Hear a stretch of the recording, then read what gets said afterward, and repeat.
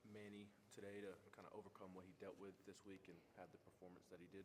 Yeah, I mean, to be honest with you, picking up where he left off, he kind of took a shot in the nose against Arizona, and we didn't realize it until after the game, and so that's why he didn't get midweek action. So I think it's a good example for others to see.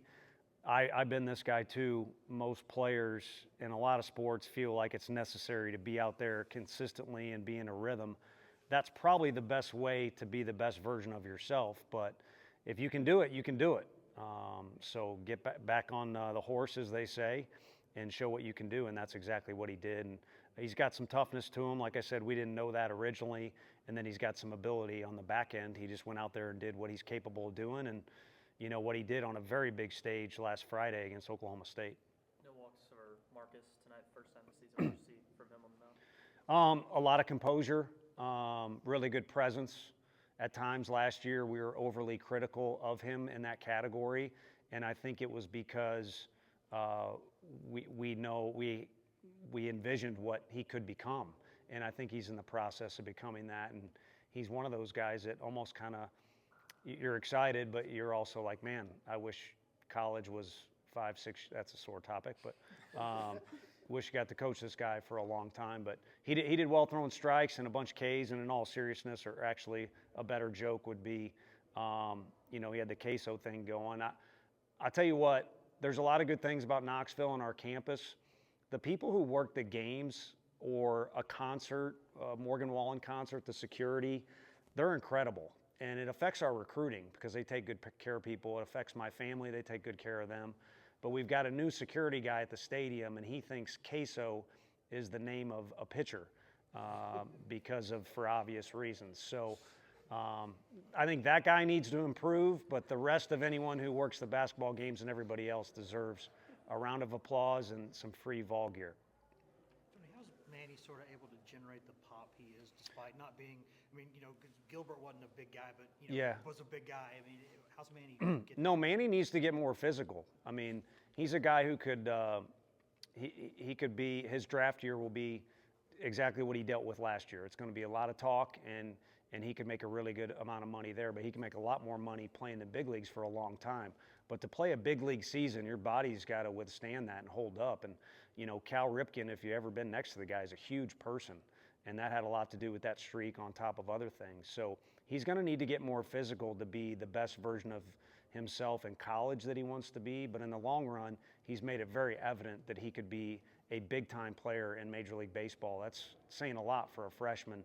But in order to do so, he's going to need to get more physical.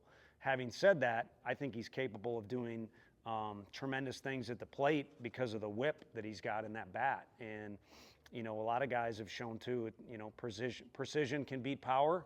You might see that in some UFC fights tonight. But also baseball is a unique sport. It's not football. So there's some guys who can really do some damage to the baseball because of the efficiency of their swing, or with him, I'd call it whip. Fargo was 0 for 9 coming into the weekend, and obviously 2 pretty big games. What's been different about him the last 2 days than maybe the last couple of weeks? A different attitude, for sure. And that's easy to say, but what happens is you start playing the game and it doesn't go your way, or maybe we don't put you in the lineup and you get frustrated and you get derailed. You've as an athlete, either earlier on campus today, or you have all these decisions piling up. And if you take one wrong decision, might lead to another set of decisions and another one. And next thing you know, just a couple human nature type things, getting frustrated with a call that you didn't think went your way, and then something else. It can really wreck your day. And he's had a different attitude. And I've used the example of him and then any other player, I think, in baseball. The more determined you are, the better you are. But every day is unique, and each repetition or opportunity is unique. And I just think he's taken it upon himself to take a stand. And emotional players are probably the most fun to coach, because if they do it right, it turns into passion. But if they don't, it kind of turns into like, hey, this guy, doesn't need to bring down the party. And I've been that guy again. Everybody's been that guy to some extent, but whether he's done it on purpose or not, he's made a decision to have a better attitude, and it's affecting his play. You guys have faced great adversity this week in fierce competition. You even went on record saying, Michael, for them, he's a first-round talent. What do you like about how these guys have battled, especially today against him, and got some runs across early? Yeah, I think the first inning, didn't go our way, and I think fans are going to need to realize there's going to be times that kudos to our offense for raising expectations, but there's going to be innings where you get a 0 on the board. Those innings need to be at least valuable because we've seen what the pitcher can do, or you start accumulating the pitches, and that didn't really happen much till the second and third inning, but he had a shortened night for whatever reason, but the bottom line is our guys started to tack on the pitch count, found a way to do damage, and really it was with 2 strikes. So when you get to a guy that's got that type of stuff and he's throwing strikes, you're going to have to battle with 2 strikes. You're not going to get to stand up there and just wail away at a 2-0 pitch that's grooved right down the middle. But no, I think our guys have shown toughness in a different way than other teams, and I hope that trend continues because the season's going to get tougher, and so you got to, again, one of those choices. You can get tougher along with it, or you can go the other way. Tony, how valuable is it for a guy like Dean to, when he has moments where things aren't going as well as they normally do, defensively or whatever's going on, or even at the plate, he doesn't seem to change. Like his approach doesn't change. He'll still take his walks. He'll still kind of work his way back into it. How valuable is that? That's not going to happen. I mean, that guy's not going to waver. So, I mean, I wish I could assure you other things, like he's going to do this or that. He stole a base tonight. I'm just as fast as he is. We could race, but he's a tremendous base runner. So he's not always going to steal a base, not always going to hit a home run tonight, not always going to make great defensive plays, but he's not going to waver. And so to quote a guy in the past, I'm going to get out of my lane here about pro baseball. We talked about Manny.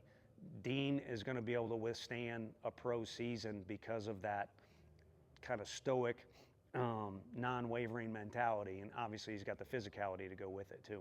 What gave you confidence that Levi would be able to handle backing up, protecting Andrew? Because it seems like teams are really pitching around Fisher to, I don't know, to intentionally get to Levi, but what gave you confidence he could handle that? Yeah, and a little bit of his Fish doing a good job, for the most part, knowing the strike zone, and then other people see him take a mammoth swing. It's intimidating. I mean, I've been in the other dugout, but it also, you kind of feel it.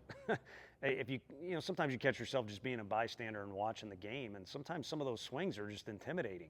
But Levi has got the poise of an upperclassman and the physicality, of an upperclassman as well. It's reminiscent of Dean, and our lineup was it was stacked the right way. Dean, I think, was behind KT most of the year, but you could have slid him up a spot or two as well. And so kind of that precious combo of a freshman of being so physical and yet so composed.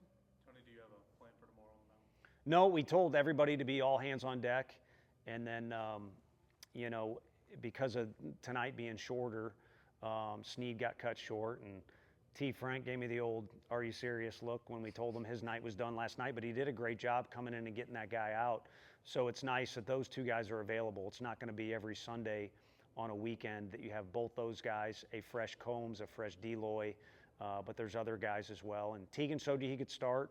I don't know that that's what we'll do, but we feel good about the fact that there's a plethora of options, and we'll just kind of mix and match as we see fit. You mentioned last night how great this fan base is, and you wanted them to get out to the basketball game and come out here. Were you happy with the turnout tonight? Yeah, it was great. And to be honest with you, I mean, tonight was probably a bigger crowd. I think we got a layup from the basketball team. Thanks for the courtesy chuckle. But last night is the night that stuck out to me. That was the first time there was a different buzz in the air.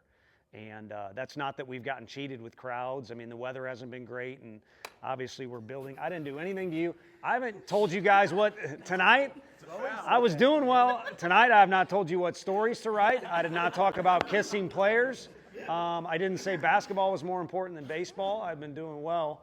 But I had a phone thrown at me for those listening to the podcast. But to me, last night there was a different buzz in the air. You could feel it, and that's coming on a massive scale pretty soon.